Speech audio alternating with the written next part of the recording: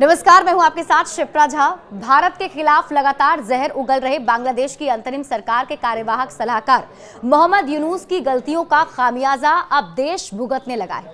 लगातार नरमी बरत रहे भारत ने बांग्लादेश पर पहला बड़ा एक्शन ले लिया है।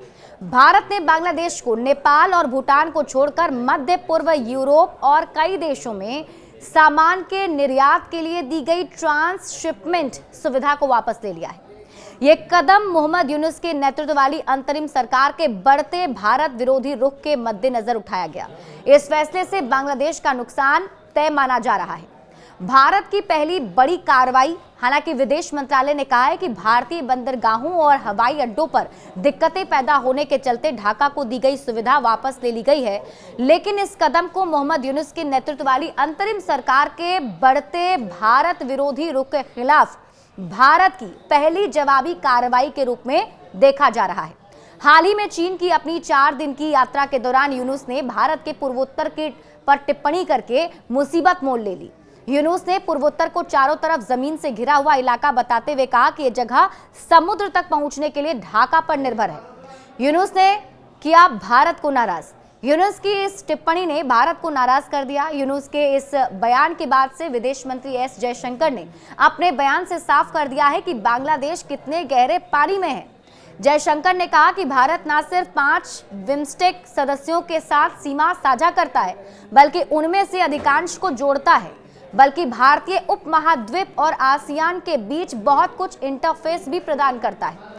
हमारा पूर्वोत्तर क्षेत्र विशेष रूप से बिम्स्टेक के लिए कनेक्टिविटी हब के रूप में उभर रहा है, जिनमें सड़कें, रेलवे, जलमार्गों, ग्रिड और पाइपलाइनों का असंख्य नेटवर्क बताया जाता है। यूनुस के लिए इशारा ही काफी था कि पूर्वोत्तर को लेकर भारत का क्या नजरिया है और वो इसे कितना महत्व देता है। बांग्लादेश का दूसरा सबसे बड़ा व्यापारिक साझेदार। भारत बांग्लादेश का दूसरा सबसे बड़ा व्यापारिक साझेदार है और दोनों देशों के बीच 8 बिलियन अमेरिकी डॉलर का व्यापार होता है। ढाका अपने विकास और जीविका के लिए काफी हद तक विदेशी फंड पर निर्भर है। हालांकि भारत विरोधी भावना बढ़ने के बीच सीमा बंद होने, सीमा शुल्क, निकासों के मुद्दों और सुरक्षा निगरानी में बढ़ोतरी के कारण दोनों देशों के बीच माल की आवाजाही प्रभावित होने के कारण व्यापार में गिरावट आई है। इसके अलावा दोनों देशों के बीच संपर्क बढ़ाने के उद्देश्य से कई परियोजनाओं को भी रोक दिया गया है। पिछले जून से सार्वजनिक ट्रांसपोर्ट निलंबित है। इससे न सिर्फ सीमा पर माल भेजने वाले व्यापारियों को नुकसान हुआ, बल्कि भारत में मेडिकल इलाज की तलाश कर रहे बांग्लादेशियों के खिलाफ भी चुनौतियां पैदा हुई हैं।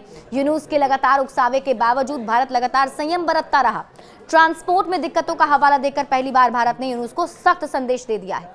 अगर यूनुस अब नहीं सुधरे तो भारत आगे इससे भी सख्त कदम उठा सकता है।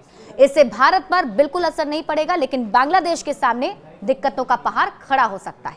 यूनुस ने सार्वजनिक रूप से कई बार कहा कि भारत के साथ बुनियादी संबंधों में कोई समस्या नहीं है, लेकिन उनकी सरकार ने बार बार ढाका में घरेलू अराजकता के लिए भारत को दोषी ठहराया ताकि जिम्मेदारी को दूसरे पर डाला जा सके। इसके साथ ही शेख हसीना को लेकर भी यूनुस और बांग्लादेश सरकार ने भारत पर दबाव डालने की रणनीति अपनाई थी।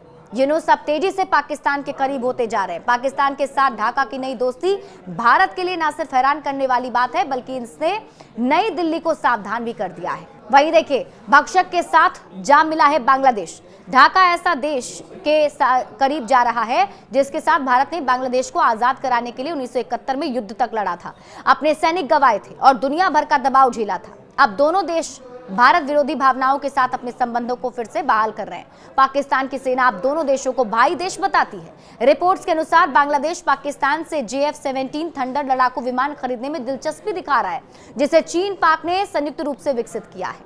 अब ऐसे में भारत की तरफ से बड़ा कदम उठाने की तैयारी है और यूनुस को सीधा झटका लग सकता है। बड़े अपडेट्स के लिए आप जुड़े रहिए न्यूज़ 18 बिहार झारखंड के साथ।